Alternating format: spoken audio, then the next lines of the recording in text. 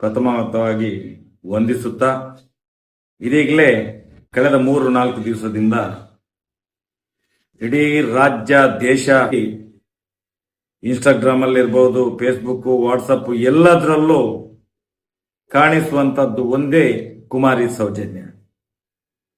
ಇದು ಕಳೆದ 13 ವರ್ಷದ ಹೋರಾಟದ ಫಲಶ್ರುತಿ. ಇವತ್ತು ಸೌಜನ್ಯಳು ಎಲ್ಲರ ಮನೆಯ ಮಾತಾಗಿ ಮಾತಾಡಲಿಕ್ಕೆ ಪ್ರಾರಂಭ ಮಾಡಿದಳು ಅಂತ ಹೇಳಿದ್ರೆ, ಇವತ್ತು ಮುಂದಿನ ದಿನಗಳಲ್ಲಿ ನ್ಯಾಯ ಬಹಳಷ್ಟು ಸನ್ನಿಹಿತವಾಗಿದೆ ಅನ್ನೋದಕ್ಕೆ ಒಂದು ಉದಾಹರಣೆ. ಶಮೀರ್ ಅಂತ ಒಬ್ಬ ಹುಡುಗ ಒಂದು ವಿಡಿಯೋ ಮಾಡಿ ಬಿಡ್ತಾರೆ. ಅದರ ಬೆನ್ನಲ್ಲಿ ಏನಾಗಿದೆ ಅಂತ ಹೇಳಿದ್ರೆ, ಅವರಿಗೆ ಎಲ್ಲ ಈ ಅತ್ಯಾಚಾರಿಗಳ ಪರವಾಗಿ, ಈ ಕಾಮಂದರುಗಳ ಪರವಾಗಿರುವಂತ ಬೆದರಿಕೆ ಹೋಗ್ತದೆ. ಲೀಗಲ್ ಟೀಮ್ ಇಂದ ನಿನ್ಗೆ ನೋಟಿಸ್ ಬಿಡ್ತೇವೆ, ಅದು ಮಾಡ್ತೇವೆ, ಇದು ಮಾಡ್ತೇವೆ ಅಂತೇಳಿ ಇವ್ರಿಗೆ ಎಲ್ಲ ದಿಕ್ಕಿಂದ ಕಿರಿಕಿರಾಗಿ ನಿಲ್ಲಿಸ್ಬಿಟ್ರು. ಪುನಃ ಆ ಒಂದು ವಿಡಿಯೋವನ್ನು ಪ್ಲೇ ಮಾಡ್ತಾರೆ. ಈಗ ಈ ಹೊತ್ತಿಗೆ ಆಗುವಾಗ ಅದು 1 ಕೋಟಿಗಿಂತ ಮೇಲೆ ಹೋಗಿದೆ. 1 ಕೋಟಿಗಿಂತ ಮೇಲೆ ಹೋಗಿ ಆಯ್ತದು.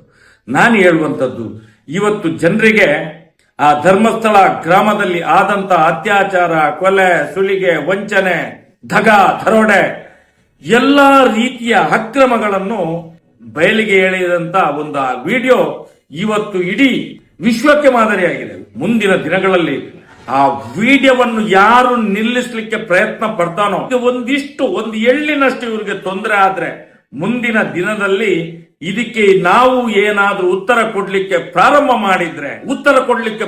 ಮಾಡಿದ್ರೆ ಸೌಜನ್ಯ ಪರ ಹೋರಾಟಗಾರರು ಪ್ರಾರಂಭ ಮಾಡಿದ್ರೆ ಈ ರಾಜ್ಯದ ಸರ್ಕಾರವೇ ನೇರ ಹೊಣೆಗಾರಿಕೆ ಆಗ್ತದೆ, ಪೊಲೀಸ್ ಇಲಾಖೆ ಹೊಣೆಗಾರಿಕೆ ಆಗ್ತದೆ, ಈ ರಾಜ್ಯದ ಕಾನೂನಿನ ಸುವ್ಯವಸ್ಥೆ ಇದಕ್ಕೆ ಹೊಣೆಗಾರಿಕೆ ಆಗ್ತದೆ.